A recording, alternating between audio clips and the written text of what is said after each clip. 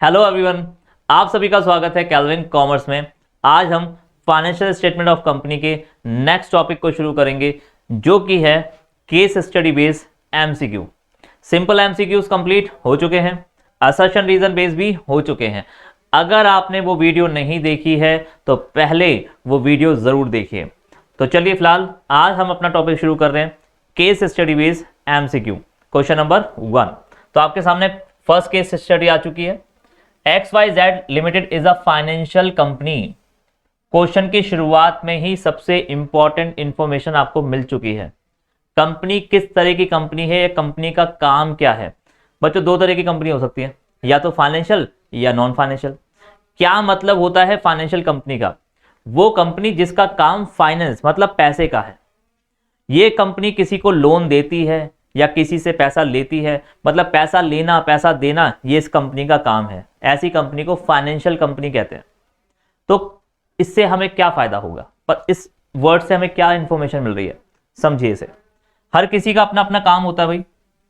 Let suppose मेरा काम property का है, एग्जाम्पल के लिए बोल रहा हूं।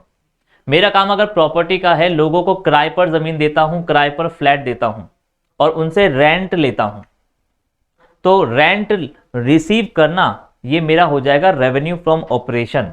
ध्यान दीजिए, इनकम की बात हो रही है यहां पे। बच्चों, इनकम दो तरह की होती है। एक होता है रेवेन्यू,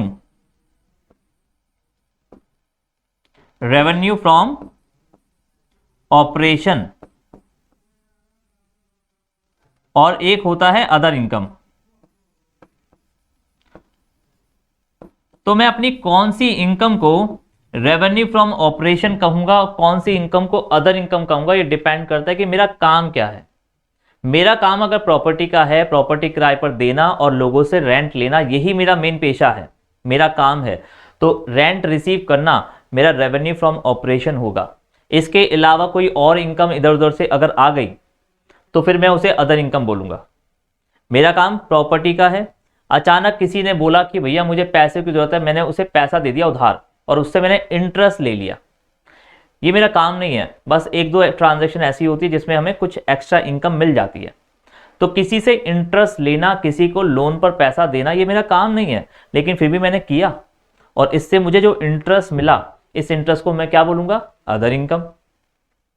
ठीक है जी। रेंट रिसीव करना रेवेन्यू फ्रॉम ऑपरेशन और इंटरेस्ट रिसीव करना अदर इनकम। लेकिन अगर मेरा काम ही लोगों को किराए उधार देना होता, तो अगर मैं कोई फाइनेंशियल कंपनी खोल के बैठा हूं, एक फाइनेंस कंपनी लोगों को उधार देती है, अगर मेरा काम ही लोगों को उधार देना है और उधार देकर जो मुझे इंटरेस्ट मिलता है, ये तो मेरा मेन काम है, तो फिर मैं इंटरेस्ट रिसीव को रेवेन्यू फ्रॉम ऑपरेशन बोलूंगा। और इसके अलावा कोई और इनकम आ गई तो उसे मैं अदर इनकम बोलूंगा, जैसे रेंट रिसीव। ध्यान से सुनिए भाई, बहुत इंपॉर्टेंट टॉपिक है ये। आपका काम क्या है उसके ऊपर डिपेंड करता है कि आप किसे रेवेन्यू फ्रॉम ऑपरेशन बोलेंगे और किसे अदर इनकम। किसी का rent receive revenue from operation होता है और इंटरेस्ट अदर, तो किसी के लिए इंटरेस्ट रेवेन्यू फ्रॉम ऑपरेशन है और रेंट अदर इनकम हो सकता है। तो काम पर डिपेंड करता है। और ये फाइनेंशियल कंपनी का क्वेश्चन है। अब फाइनेंशियल कंपनी के लिए, फाइनेंशियल कंपनी का मतलब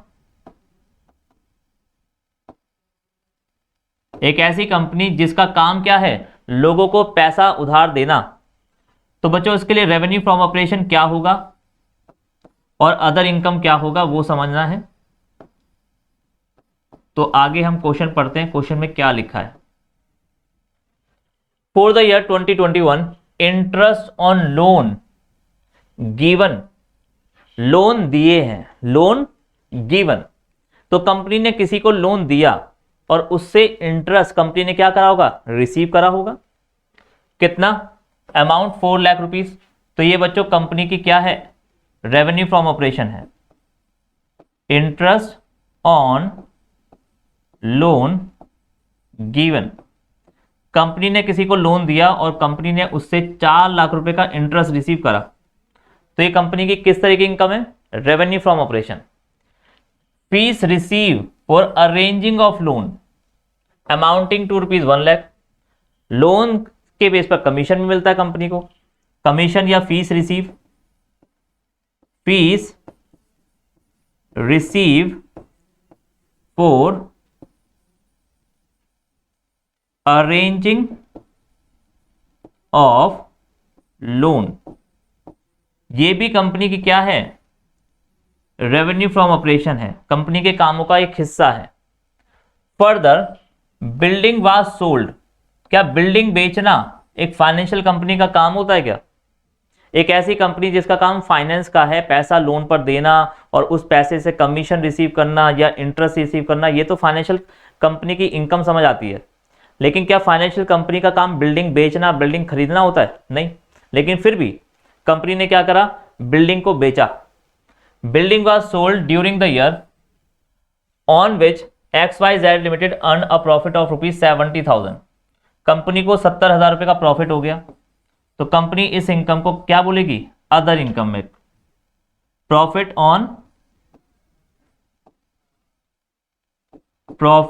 ऑन सेल ऑफ बिल्डिंग।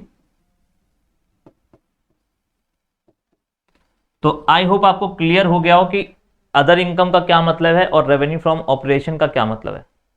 अगर काम क्या है उस पर डिपेंड करता है। अगर मेरा काम ही बिल्डिंग बेचना, बिल्डिंग खरीदना होता तो मैं इसे रेवेन्यू फ्रॉम ऑपरेशन बोलता और इन सबको फिर मैं अदर इनकम बोलता। ठीक है जी।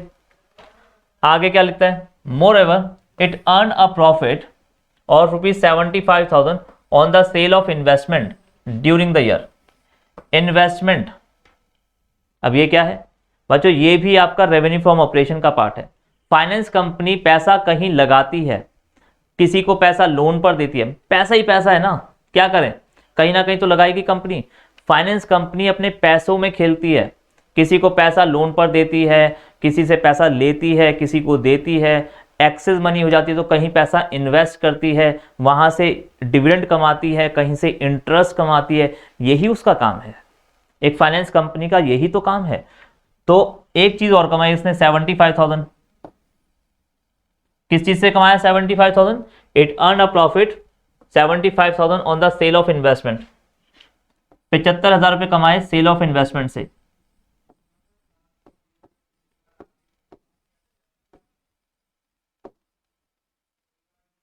तो टोटल रेवेन्यू फ्रॉम ऑपरेशन आपका हो गया 5,75,000 और अदर इनकम हो गई आपकी 70,000।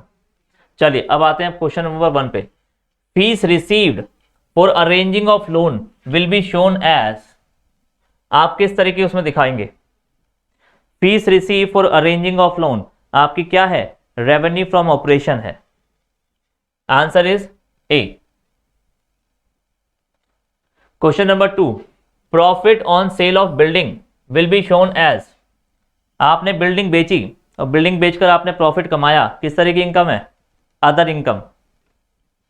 Option is B. Profit on sale of investment will be shown as in the statement of P&L account as revenue from operation.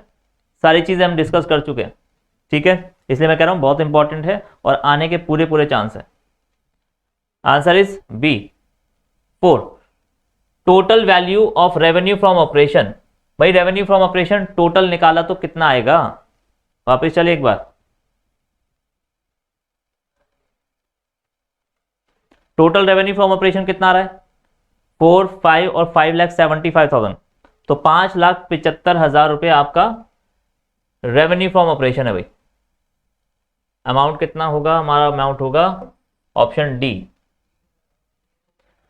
Next question, total value of other income will be shown as, एक ही तो था 70,000, एक ही तो value थी वहां पे, 3 4 तो थी नहीं।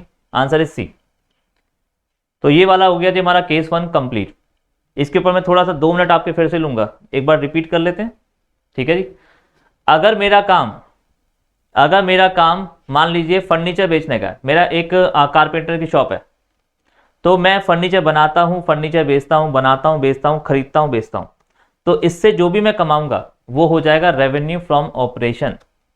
लेकिन इसके अलावा अगर मैंने कोई और इनकम कमाई, जैसे कि भाई पैसा तो है, इस पैसे को कहीं इन्वेस्ट करूंगा, मैंने बैंक में एफडी करवा दी, या मैंने किसी कंपनी के शेयर खरीद लिए और वहां से मुझे कुछ फायदा हो जाए, वहां से मुझे कुछ डिविडेंड मिल जाए, तो इस इनकम को मैं अदर इनकम बोलूंगा। लेकिन अगर मेरा काम ही शेयर खरीदना बेचना है, मेरा काम ही शेयर खरीदना बेचना, शेयर खरीदना बेचना और उससे प्रॉफिट कमाना, तो फिर मैं इसे रेवेन्यू फ्रॉम ऑपरेशन बोलूंगा। और इसके अलावा कोई और इनकम हो रही है तो उसे अदर इनकम। तो आप क्या काम करते हैं उसके बेस पर आप डिसाइड करेंगे अदर इनकम क्या है और रेवेन्यू फ्रॉम ऑपरेशन क्या है। चलिए case study 2। From the following information extract the books of POR limited, answer the question 1 to 5 keeping in mind provision of the companies of act 2013। ठीक है। Public deposit, तो पहले तो इसके ऊपर कुछ बातें कर लेते हैं बच्चों। पब्लिक डिपॉजिट आपकी नॉन करंट लायबिलिटी होती है। आउटस्टैंडिंग एक्सपेंस आपकी करंट लायबिलिटी होती है। कॉल्स इन एडवांस ये भी करंट लायबिलिटी है। प्रोविजन फॉर टैक्स ये भी करंट लायबिलिटी है। Provision for employees benefit matured with in 12 month, question ने आपको बता दिया कि 12 महीने में ये मैच्योर्ड हो जाएगा, तो ये भी आपकी करंट लायबिलिटी है। पहले आपको पता होना चाहिए करंट एसेट क्या होती है, करंट लायबिलिटी क्या होती है। इसके ऊपर हम कई सारे डिस्कशन ऑलरेडी कर चुके हैं, फिर भी एक बार और कर लेते हैं। पब्लिक डिपॉजिट, आपको मैंने टोटल एक चीज बताई थी, चलो एक चीज लिख लो जरा, एक चीज लिख लीजिए। अगर मैं ऐसा करते हैं जो बैलेंस शीट आपकी कुछ ऐसे होती है, हॉरिजॉन्टल में समझा रहा हूं, वैसे वर्टिकल बनती है आपकी बैलेंस शीट। याद रखिएगा असेट साइड में आपकी दो ही असेट्स आती है, नॉन करंट असेट्स और करंट असेट्स। अब नॉन करंट के अंदर क्या क्या आएगा, टेंजिबल और इनटेंजिबल। ऐसी करंट असेट में भी बहुत सारी बातें आती हैं। यहां पे 3 तरह की लायबिलिटी है, या तो share holder fund, non current liability और करंट लायबिलिटी।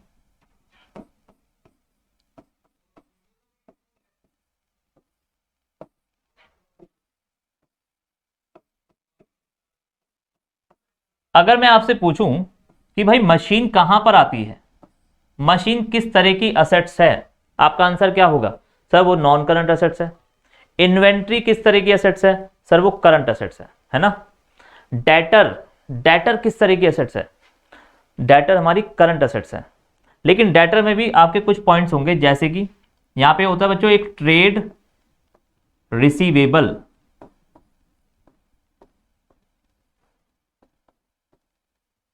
एक होगा आपका यहां पे कैश एंड कैश इक्विवेलेंट,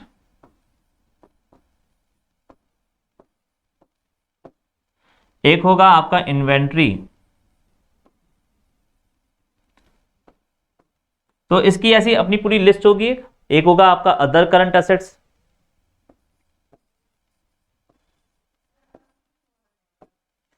तो करंट असेट्स के अंदर भी कुछ बातें आएंगी ऐसी, नॉन करंट असेट के अंदर भी कुछ चीजें आएंगी, नॉन करंट लायबिलिटी के अंदर भी कुछ चीजें आएंगी और करंट लायबिलिटी के अंदर भी कुछ चीजें आएंगी। कुछ लिस्ट इसकी होगी, कुछ लिस्ट इसकी होगी और कुछ लिस्ट इसकी भी होगी। जैसे कि इसमें क्या आएगा, share capital, reserve and surplus. तो ऐसे होता क्या है कि हर एक के अंदर अगर मैं पूछूं नॉन करंट एसेट में क्या क्या आता है, तो उसके अंदर tangible assets, intangible assets. Tangible में क्या क्या आता है, मशीनरी, लैंड, बिल्डिंग, फर्नीचर, बहुत सारी चीजें आती हैं। तो बच्चों क्वेश्चन में कुछ ऐसी ही चीजें होती हैं। एक बार वापस चलते हैं क्वेश्चन पे। अब आपके सामने कुछ चीजें हैं। पब्लिक डिपॉजिट, पब्लिक डिपॉजिट किसके अंदर आता है, पब्लिक डिपॉजिट इसके अंदर आता है। Public deposit is a part of non current liability, public deposit is a part of non current liability. Outstanding expense, outstanding expense is a part of current liability. Trade payable, trade payable कहां पे आता है, trade payable भी यहां पे आता है। Outstanding salary यहां पर, प्रीपेड सैलरी, प्रीपेड सैलरी इसके अंदर आएगा, किसके अंदर, करंट एसेट में। और करंट एसेट के अंदर भी अगर मैं आपसे पूछूं करंट एसेट के अंदर कहां पे, अदर करंट एसेट्स में। तो इस तरीके से जो आपको इंफॉर्मेशन दी जाती है उसकी बैलेंस शीट में कहां किस जगह पर उसे हम मेंशन करते हैं, इस तरीके से आपसे क्वेश्चन पूछे जाते हैं। तो calls in advance current liability का पार्ट है, आउटस्टैंडिंग एक्सपेंस ये भी करंट लायबिलिटी का पार्ट है, प्रोविजन फॉर टैक्स ये भी करंट लायबिलिटी का पार्ट है, और प्रोविजन फॉर एम्प्लॉयज बेनिफिट।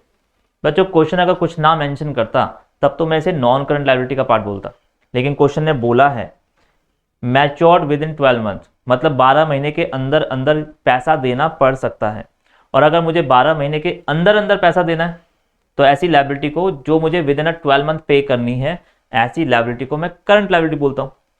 तो it is a part of current liability. चलिए क्वेश्चन देखते हैं, क्वेश्चन क्या पूछे हैं। प्रोविजन फॉर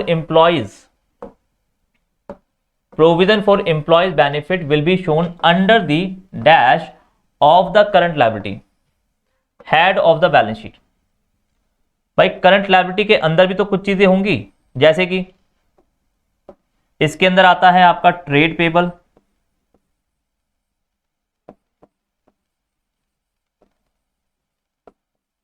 इसके अंदर आता है आपका short term provision,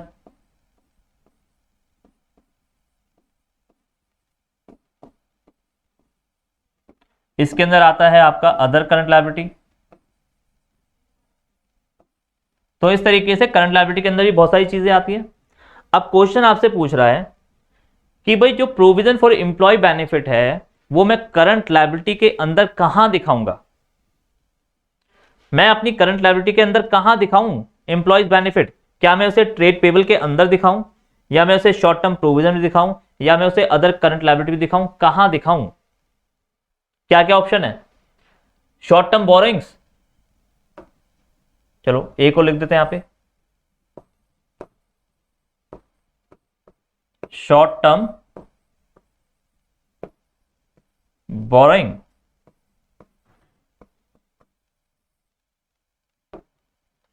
trade payable, other current liability या शॉर्ट टर्म प्रोविजन। ये चार ऑप्शन आपके दे रखे हैं करंट लायबिलिटी के अंदर, ये चार चीजें हैं। अब इनमें से मैं कहां पर अपना एम्प्लॉय बेनिफिट दिखाऊं? मैंने आपको इतना तो क्लियर कर दिया है कि प्रोविजन फॉर एम्प्लॉय बेनिफिट ये आपकी करंट लायबिलिटी होती है, लेकिन करंट लायबिलिटी में भी चार ऑप्शन है। उन चार में से आप employees benefit, provision for employee benefit कहां दिखाएंगे? बच्चों नाम से दिख रहा है प्रोविजन, इतना सोचने वाली बात ही क्या है। करंट लायबिलिटी है, इतना श्योर है। करंट लायबिलिटी के अंदर एक ही तरह के प्रोविजन होते हैं, short term provision. Current liability में शॉर्ट टर्म प्रोविजन, ठीक है जी। तो इसके अंदर दिखाएंगे हम प्रोविजन फॉर एम्प्लॉयज बेनिफिट। हमने किसी से लोन नहीं लिया, हम अनुमान लगा रहे हैं कि हमें आने वाले 12 महीने में अपने एम्प्लॉय के बेनिफिट के लिए ये खर्चा करना पड़ सकता है।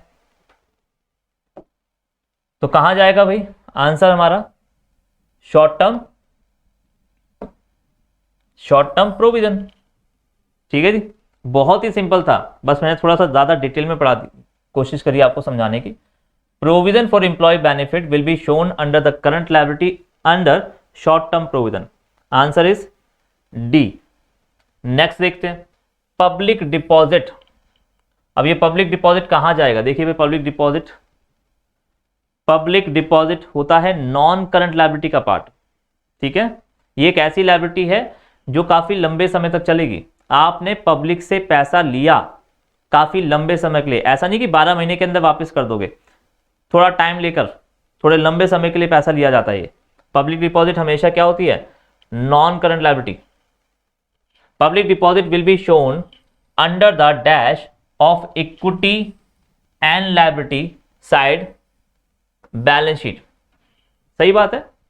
Equity and liability side of balance sheet का क्या मतलब है? इस पूरी साइड को इक्विटी एंड लायबिलिटी साइड कहते हैं बच्चों।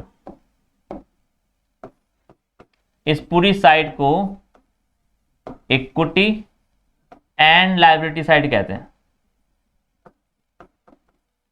और पब्लिक डिपॉजिट आता है नॉन करंट लायबिलिटी के अंदर, तो मैं कह सकता हूं public deposit equity and liability side की तरफ दिखाया जा रहा है। अब इक्विटी एंड लायबिलिटी साइड में कहां पर?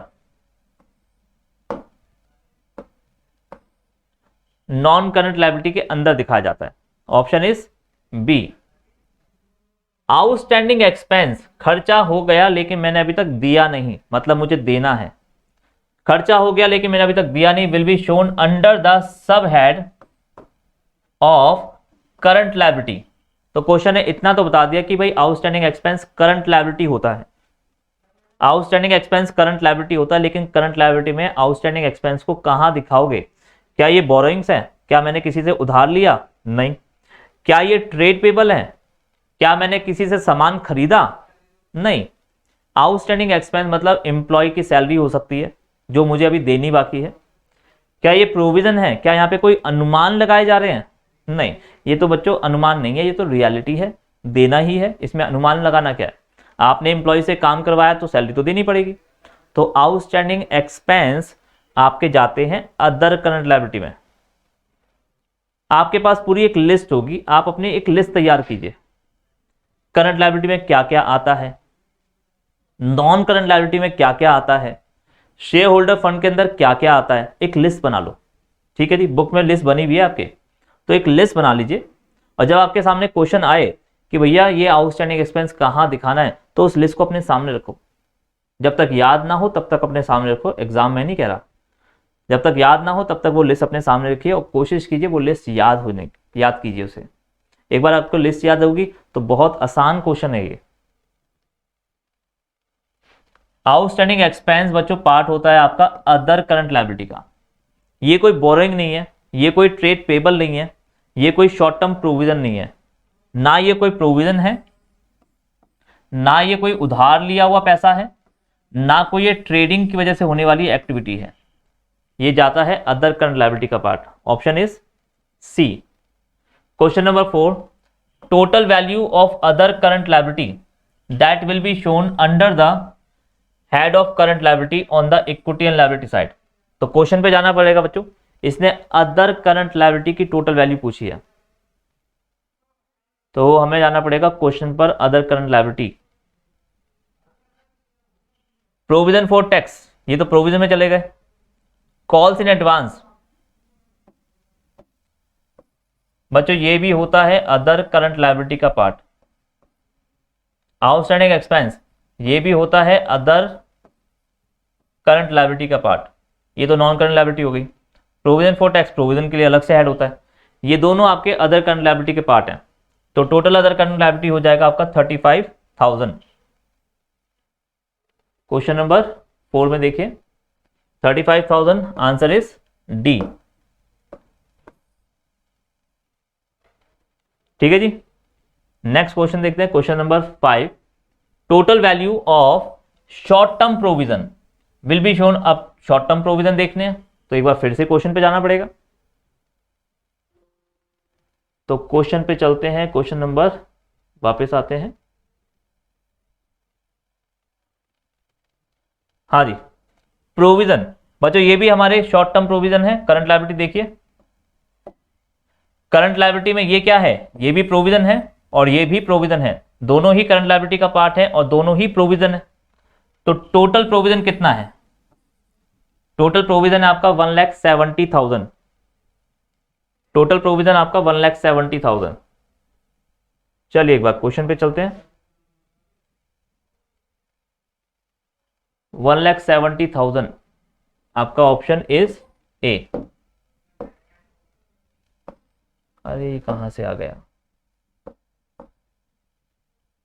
Fifth question, option 1,70,000, option is a.